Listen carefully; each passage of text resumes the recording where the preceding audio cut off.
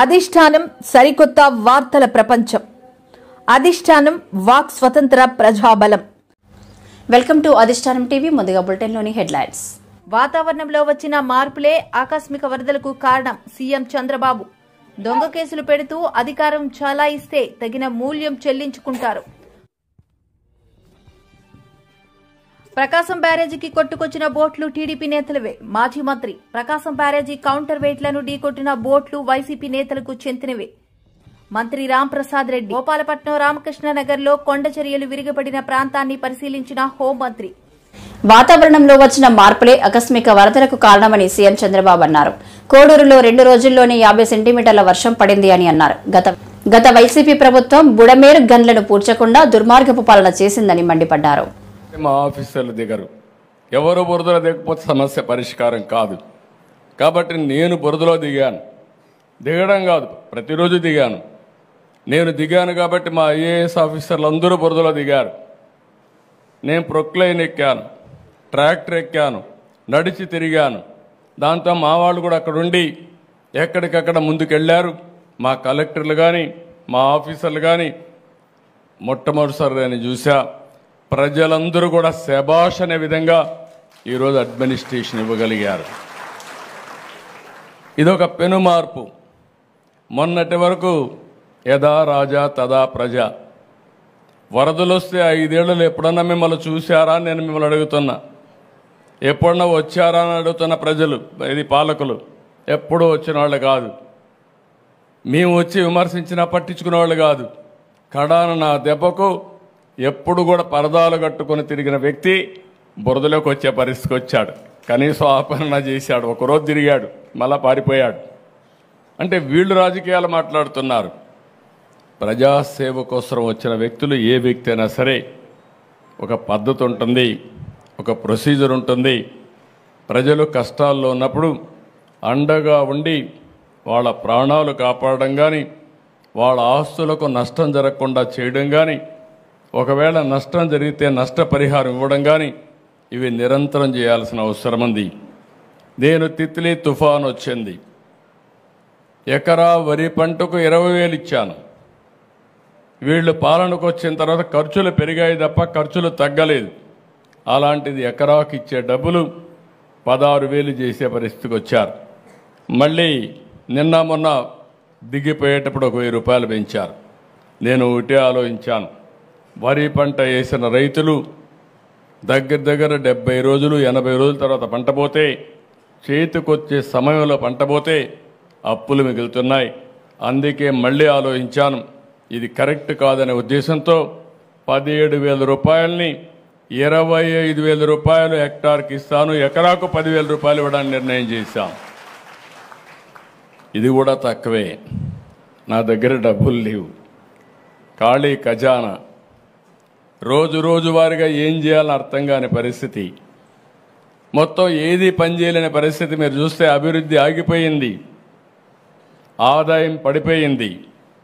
అప్పులోళ్ళు everyday తిరుగుతున్నారు. 1,00,000 కోట్ల రూపాయలు అప్పు ఇవ్వాలి. ఇంకో పక్క 10 లక్షల కోట్ల రూపాయలకి వడ్డీ అసలు కట్టాలి. అంటే మనం సంపాదించే సంపాదన వడ్డీకి కూడా చాలని పరిస్థితి తీసుకొచ్చేశారు. ఒక పక్క దీన్ని రీషెడ్యూల్ చేసుకుని, కానీ ఒక్క మంచి పని చేశారు మీరంతా మొన్న. అందరూ కలిసి ఇలాంటి వ్యవస్థ మాకొద్దు, అందుకే ఎన్డీఏ ప్రభుత్వానికి 3 పార్టీలకి బ్రహ్మరథం పట్టారు. అన్ని సీట్లు గెలిపించారు. 93% స్ట్రైకింగ్ రేట్. అంటే నిలబడిన అభ్యర్థులు 93% గెలిపించారు. 11 సీట్లే ఎమ్మెల్యేలుగా వాళ్ళకి ఇచ్చే పరిస్థితికి వచ్చారు. దీనివల్ల ఒక ఆక్సిజన్ ఇచ్చినట్టు అయింది. వెంటిలేటర్ పైన ఉండే రాష్ట్రానికి ఒక ఆక్సిజన్ మీరే ఇచ్చారు. 2019లో మీరే నిర్ణయం చేశారు. దానివల్ల ఈ ఇబ్బందులు తెచ్చుకున్నాం. కానీ 2024లో మీరు ఇచ్చినటువంటి 21 మంది ఎంపీలు ఢిల్లీలో కూడా ఉపయోగపడ్డాయి. ఈరోజు కేంద్రం కూడా మనకు సహాయం చేసే పరిస్థితికి వచ్చారు. ఎందుకంటే బాధ్యత, మనం అందరం కూడా ఎన్డీఏలో భాగస్వాములం కాబట్టి, ఒక పార్టీ పెట్టి ఇక్కడ అందరం కలిసి పనిచేశాం కాబట్టి ఒక బాధ్యత కేంద్రం కూడా తీసుకునింది. అందరం కలిసి పనిచేస్తున్నాం. కానీ ఈరోజు మీరు చూసినప్పుడు ఇక్కడికి వచ్చినప్పుడు నేను ఎందుకు ఈ విషయాలు మీకు చెప్తున్నానంటే నేను ఎప్పుడూ రాజకీయాలు మాట్లాడేవాడిని కాదు. దొంగ కేసులు పెడుతూ అధికారం చెలాయిస్తే తగిన మూల్యం చెల్లించుకుంటారని జగన్ హెచ్చరించారు. గతంలో టీడీపీ నేత పట్టాభి సిట్టింగ్ సీఎం అయిన నన్ను బోసిడీకే అని దూషించారు. అందుకే మా కార్యకర్తలకు కోపం వచ్చి టీడీపీ ఆఫీసు వద్ద ధర్నా చేశారు. పూర్తిగా కూడా చంద్రబాబు నాయుడు గారి గవర్నమెంట్ అన్ని రకాలుగా ఫెయిల్ అయి మొట్టమొదటిసారిగా 60 మందికి పైగా చనిపోయిన పరిస్థితుల మధ్య విజయవాడ అంతా అతలాకుతలం అవుతా ఉంటే టాపిక్ డైవర్ట్ చేసేందుకు ఒక దళిత ఎంపీని 4వ తారీఖు రాత్రిని అరెస్ట్ చేస్తారు. విజయవాడ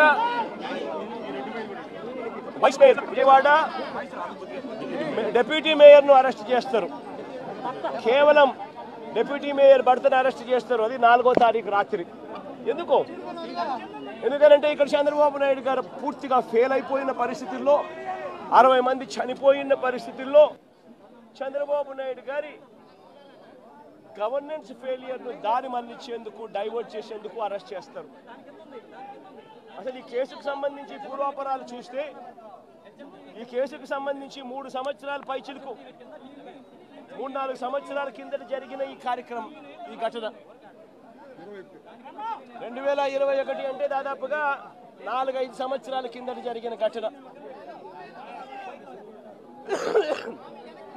దాదాపుగా 4 సంవత్సరాల కిందట జరిగిన ఘటనలో ఈరోజు టాపిక్ డైవర్ట్ చేసేందుకు 4వ తారీఖు రాత్రిన సురేష్ను, దళిత ఎంపీని, విజయవాడ డిప్యూటీ మేయర్ భర్తను అరెస్ట్ చేస్తారు. నేను అడుగుతా ఉన్నా, సూటిగా నేను ఒక ప్రశ్న అడుగుతా ఉన్నా. ఆ రోజు ఏం జరిగింది? తెలుగుదేశం పార్టీకి సంబంధించిన అఫీషియల్ స్పోక్స్ పర్సన్ పట్టాభి అనే వ్యక్తి ఆ రోజు సిట్టింగ్ ముఖ్యమంత్రిగా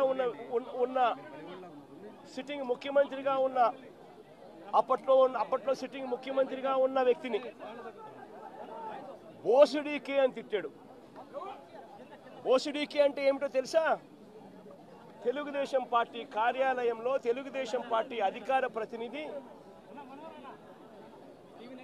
ముఖ్యమంత్రిని ఆ రోజు అన్న మాట లంజా కొడక అని.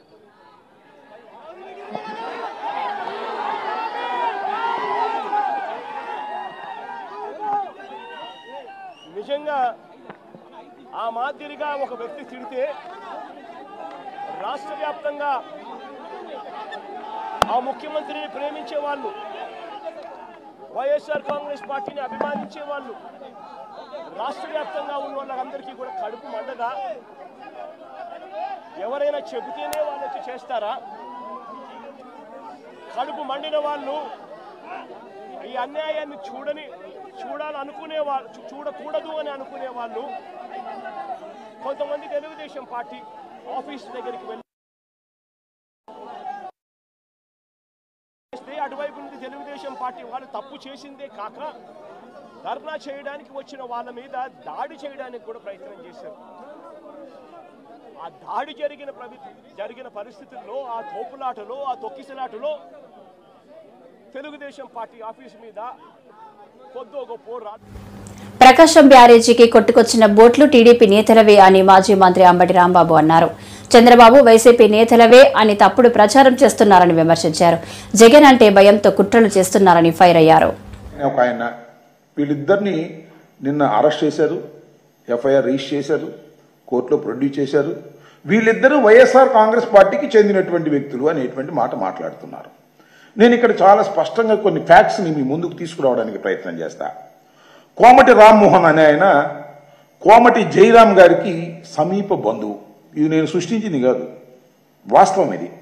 ఆయన ఏంటి, తెలుగుదేశం పార్టీలో అమెరికాలో ఉంటాడు, ఎన్ఆర్ఐ వింగ్కు సంబంధించినటువంటి నాయకుడు, హెడ్ ఆయనే. అదేవిధంగా ఉషాద్రి, ఈయన లోకేష్ గారితో ఫోటో దిగుతూ, మేము ట్విట్టర్లో కూడా పెట్టాం, లోకేష్ గారితో ఫోటో దిగుతూ కనిపించినటువంటి వ్యక్తి.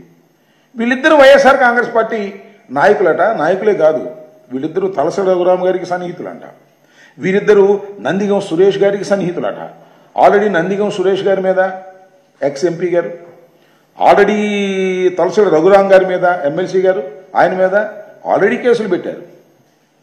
తెలుగుదేశం పార్టీ ఆఫీస్ మీద దాడి చేశారని అప్పుడు ఎఫ్ఐఆర్లో లేవు, అప్పుడు ఇన్వెస్టిగేషన్లో లేవు.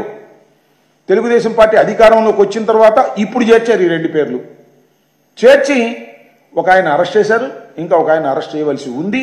ఆయన యాంటిసిపేటరీ బెయిల్లో ఉన్నారు. వీళ్ళిద్దరి మీద మరొక కేసుని పెట్టి వారిని లోపల పెట్టేయాలి, వారిని భయపెట్టేయాలి. వైఎస్ఆర్ కాంగ్రెస్ పార్టీకి జగన్మోహన్ రెడ్డి గారికి సన్నిహితంగా ఉన్న వాళ్ళందరి మీద కక్ష సాధించాలనేటువంటి ఏకైకమైన దృక్పథంతో తప్ప ఏమైనా ఉందని నాకు అర్థం కాదా. 3 బోట్లు పెట్టి ప్రకాశం బ్యారేజ్ని పడగొట్టేసి, కృష్ణా జిల్లాని ముంచేసి, గుంటూరు జిల్లాని ముంచేసి, ఇంత పెద్ద విధ్వంసానికి వైఎస్ఆర్ కాంగ్రెస్ పార్టీ పూనుకుందనేటువంటి మాట ఎట్లా వచ్చింది నోరు? నాకు చంద్రబాబు నాయుడు గారు నేను తెలియక అడుగుతాను. ఇంత చౌకబారు ఎత్తుకనేసి మమ్మల్ని భ్రష్టు పట్టించాలనేటువంటి ప్రయత్నం చేస్తున్న మీకు నేను మనవి చేస్తున్నా, దీన్ని ఎవడో నమ్మడు. మేమేం భ్రష్టు పడతాం. ఇలాంటి ఆరోపణలు చేస్తున్నటువంటి మీరు భ్రష్టు పడతారు. మీరు భ్రష్టు పట్టే ప్రమాదం ఉంది. అయ్యో స్వామి చెప్తారు, అబద్ధం చెప్పినా అతిగదట్టు ఉండాలని. అరే, ఒక కుట్ర కోణాన్ని మీరు బయటికి తీస్తే ఆ కుట్ర కోణం మేము ప్రజలు నమ్మే విధంగా ఉండాలి కదా. ఒక బోట్ వచ్చిందా? టూరిజం బోట్ వచ్చి పట్టింది కదా. మరి టూరిజం బోట్ ఏం చేయాలి? ఈ 3నంట ఒకే తాడు కట్టేసంట లంగరేయలేదంట. ఎన్ని పడవలయ్యా కొట్టుకుపోయింది. మొన్న జరిగినటువంటి ఈ అసలు 11,42,000 క్యూసిక్ల వాటర్ వస్తుందని ఎవరైనా ఊహించారా? ప్రభుత్వానికి మాత్రం తెలిసి ఉండాలి, ప్రభుత్వం హెచ్చరించాలి. ప్రభుత్వానికి తెలియదు, తెలిసినా హెచ్చరించలేదు. ఈ బోట్లు కొట్టుకొచ్చి దానికి పడి ఆ కౌంటర్ మ్యాన్ అయ్యో, ఆ కౌంటర్ ఉన్న పోలేదో దెబ్బతింటే దాన్ని జగన్మోహన్ రెడ్డి గారి పార్టీ మీద రుద్దేసి కొంతమందిని అరెస్ట్ చేసేసి లోపల పెట్టేస్తే ఒక పని అయిపోతుంది అనేటువంటి ఉద్దేశంతో మీరు ప్రవర్తిస్తున్నారు. ఏమిటిదంతా నాకు అర్థం కాల. ఎందుకు ఈ కక్ష సాధింపులు? చంద్రబాబు నాయుడు గారిని అడుగుతా ఉన్నా, ప్రతి వాడి మీద కేసులు పెట్టి లోపల పెట్టి వారిని హింసించాలి, వారిని భయపెట్టాలి అని మీరు ప్రయత్నం చేస్తున్నారే, ఎందుకు ఇంత స్థాయికి దిగజారిపోయారు మీరు? నేను ఒకటే మనవి చేస్తున్నా, మీరు సామాన్యులు కాదే. బ్రహ్మాండమైన నెంబర్తో ఈ రాష్ట్రానికి ముఖ్యమంత్రి అయ్యారు. మీకు జనసేన పార్టీ సపోర్ట్గా ఉంది. అంతేకాదు కేంద్రంలో ఉన్నటువంటి రాజకీయ పక్షం, అధికారంలో ఉన్నటువంటి పవర్ మీ చేతుల్లో ఉంది. ఇంతమంది ఉన్నా ఏమిటి కుట్రలు, ఈ కుతంత్రాలు? దీన్ని బట్టి నాకు అర్థమవుతుంది ఒకటే, ప్రకాశం బ్యారేజీ కౌంటర్ వెయిట్లను ఢీకొట్టిన బోట్లు వైసీపీ నేతలకు చెందినవి అని మంత్రి రాంప్రసాద్ రెడ్డి అన్నారు. బ్యారేజీని కూల్చివేసి రాష్ట్రంలో రాష్ట్రపతి పాలన తీసుకురావాలని కుట్రతో బోట్లను ఢీకొట్టేలా చేశారని అన్నారు. ప్రజాప్రతినిధిగా జగన్ వ్యవహరించట్లేదని దుయ్యబట్టారు. ఆయన గురించి మీకు చెప్పనవసరం లేదు. గత 5 సంవత్సరాల ముందు ప్రభుత్వం ఎప్పటి నుంచి ఉన్నదో అప్పటి నుంచి ఇప్పటి వరకు కూడా జగన్మోహన్ రెడ్డికి పర్సనల్ అసిస్టెంట్గా ఒక ఎమ్మెల్సీగా వ్యవహరిస్తున్న అతను తలసిల్ రఘురాం అంటే, ఆ తర్వాత నందిగామ సురేష్ జీవితం అంతా ఒక క్రైమ్ స్టోరీ. ఎందుకంటే ఆ రోజు తెలుగుదేశం పార్టీ ఆఫీస్ పైన దాడి చేసిన దాంట్లో ముఖ్య కుట్ర పొందిన వాళ్ళలో ముఖ్య వ్యక్తి ఎవరన్నా ఉన్నారంటే అది ఆయన నందిగామ సురేష్. ఈరోజు ఆయన కటకటాల పాలవడం కూడా జరిగింది. అలాగే వాళ్ళ కోమటి రామ్మోహన్, ఉషాద్రి వీళ్ళంతా పక్కా వైసీపీకి చెందినవారు కాదా అని నేను జగన్మోహన్ రెడ్డిని అడుగుతున్నా.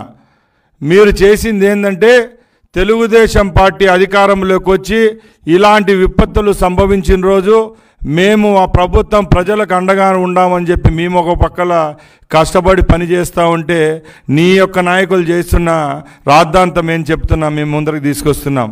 ఆ రోజు గుంటూరు జిల్లాకు సంబంధించిన పడవలు ఏవైతే 3 పడవలు సుమారు ఒక్కొక్క పడవ 50 టన్నులు ఉంటుంది. 120 టన్నుల పడవలు వచ్చి ప్రకాశం బ్యారేజ్ యొక్క కౌంటర్ గేట్స్ను ఢీకొన్నాయంటే ఒకసారి అందరూ గమనించాలా. ఇవి ఎక్కడ ఫస్ట్ నిలబెట్టడం జరిగింది, ఎక్కడికి వర్షం తర్వాత ఎక్కడికి వచ్చాయంటే ఒకసారి ఆలోచించాలా. ఎవరైతే మేము ముందు చెప్పామో ఆ నాయకుల యొక్క అనుచరుల యొక్క ఈ 3 బోట్లను దుర్మార్గంగా ఒక కుట్రతో ఈ రాష్ట్రంలో ప్రకాశం బ్యారేజ్ను కూల్చేసి ఇక్కడ రాష్ట్రపతి పాలన తేవాలని ఒక కక్ష కుట్రతోనే అవి ఢీకొట్టడం జరిగింది. ఆ 3 గేట్ల ఆ 3 కౌంటర్ వెయిట్స్ ఏమైతే ఉన్నాయో అవి పూర్తిగా డ్యామేజ్ తెచ్చే పరిస్థితి కూడా చేసింది ఎవరన్నంటే ఈ వైసీపీ వాళ్ళు కాదని మేము అడుగుతున్నాం. మేము ఒకటే చెప్తున్నాం, మీరు ఎన్ని తప్పులు చేసినా భగవంతుడు ఎలా చూస్తున్నాడో ఇక్కడ కూడా ప్రజలు చూస్తూనే ఉన్నారు. కేవలం 2 రోజుల్లోనే ఆ కౌంటర్ వెయిట్ స్థానాల్లో కొత్తవి తెచ్చి మరమ్మతులు చేయించిన ఘనత చంద్రబాబు నాయుడుకు దక్కుతుందని ప్రజలకు నేను చెప్తా ఉన్నా. అలాగే జగన్మోహన్ రెడ్డి అనే వ్యక్తికి సిగ్గు శరం ఉంటే నువ్వు ప్రతిపక్షంలో ఉండి ప్రతిపక్ష నాయకుడిగా ఏ రోజైనా వ్యవహరించావా అని నేను అడుగుతున్నా. ఇక్కడ ప్రజల కష్టాల్లో ఉంటే నువ్వు 2 రోజుల్లో ఒక 20 నిమిషాలు కూడా ప్రజల కోసం ప్రజల యొక్క కష్టాల గురించి ఆలోచించే టైం నీకు లేదని మేము అడుగుతున్నాం. ఈరోజు 2 సంఘటనల్లో ఎవరైతే దోషిగా ఉన్న నందిగామ సురేష్ కోసం నీ మాజీ ఎంపీ ఆయన కోసం నువ్వు హడావుడిగా బెంగళూరు నుంచి ఈరోజు గుంటూరు జైలుకు వచ్చి ఆయన ఏదో ఒక స్వాతంత్ర సమరయోధుడు జైల్లో ఉన్నట్టు నువ్వు వచ్చి అక్కడికి వచ్చి పరామర్శించడం జరుగుతూ ఉంది. అలాగే ఇక్కడ లక్షలాది మంది ప్రజలు 12 రోజుల నుంచి ఈ భారీ వర్షాల వల్ల కష్టాలు అనుభవిస్తుంటే నీకు ఆ ఆకలి కేకలు అయితేనేమి ఆ కష్టాలు అయితే నీకు పట్టవని ఆయన మేము జగన్మోహన్ రెడ్డిని అడుగుతున్నాం. జగన్మోహన్ రెడ్డి, నువ్వు గురువింద గుంజె సామెత ఏమైతే ఉందో అది నువ్వు పాటిస్తా ఉన్నావు. నీ సొంత జిల్లా నువ్వు ఏ ప్రాంతంలో అయితే పుట్టావో ఆ ప్రాంతంలో నువ్వు ముఖ్యమంత్రిగా ఉన్న రోజు పింఛా ప్రాజెక్టు అన్నమయ్య ప్రాజెక్టు కొట్టుకొని పోతే అక్కడ 100 మందికి పైగా చనిపోతే ఈ రోజుటికి నువ్వు వాళ్ళకు ₹1 ఇచ్చిన పాపాను పోలేదు, వాళ్ళ కష్టాలు పట్టించుకున్న పాపాను పోలేదు. ఈరోజు మా ప్రభుత్వం విజయవాడకు 100 సంవత్సరాల్లో ఎప్పుడూ లేని విధంగా వర్షపాతం నమోదయ్యి ఇక్కడ ఈ సమస్యలు వచ్చింటే మా ముఖ్యమంత్రి గారు 12 రోజుల నుంచి ఆయనే ఇక్కడ ఎక్కడైతే అది జరిగిందో ప్రతి ఒక్క రోజు క్షేత్రస్థాయిలో నియోజకవర్గ నాయకులైతేనే మినిస్టర్లు అయితేనేం ఎమ్మెల్యేలు అయితేనేం అధికారులందరినీ మోహరించి ప్రజల కష్టాల్లో నేనున్నానంటూ సేవ చేయడం లేదని మేము అడుగుతున్నాం. అంతే తప్పక నువ్వు అన్నమయ్య ప్రాజెక్టు పింఛా ప్రాజెక్టు నిర్వాసులకు ఏ విధమైన ఘనకార్యం చేసినావు? గ్రేటర్ విశాఖ 91వ వార్డు రామకృష్ణ నగర్లో కురుస్తున్న భారీ వర్షాల కారణంగా కొండ చర్యలు విరిగిపడి దెబ్బతిన్న కొండవాలు ప్రాంతాల్లో దెబ్బతిన్న ఇల్లు యొక్క బాధితులు లక్ష్మీనగర్ ఎంపీపీ స్కూల్ ఆశ్రమం పొందుతున్నారు. ఆశ్రమం పొందుతున్న నిరాశ్రయులైన వారిని హోంమంత్రి అనిత స్థానిక శాసనసభ్యులు గణబాబుతో కలిసి పరామర్శించి లక్ష్మీనగర్ ఎఫ్బాక్లో కొండ చర్యలు పడి పాక్షికంగా దెబ్బతిన్న ప్రాంతాల్లో పర్యటించి బాధితులకు అండగా ఉంటూ ప్రభుత్వం నుంచి తగిన న్యాయం జరిగేలా చూస్తామన్నారు. మొన్న వర్షాల కారణంగా విశాఖపట్నంలోని ఏదైతే ల్యాండ్ స్లైడింగ్ జరిగిందో ఇక్కడ మన వెస్ట్ నియోజకవర్గం అదేవిధంగా రామకృష్ణ నగర్ లో మనకు ల్యాండ్ స్లైడింగ్ జరిగింది.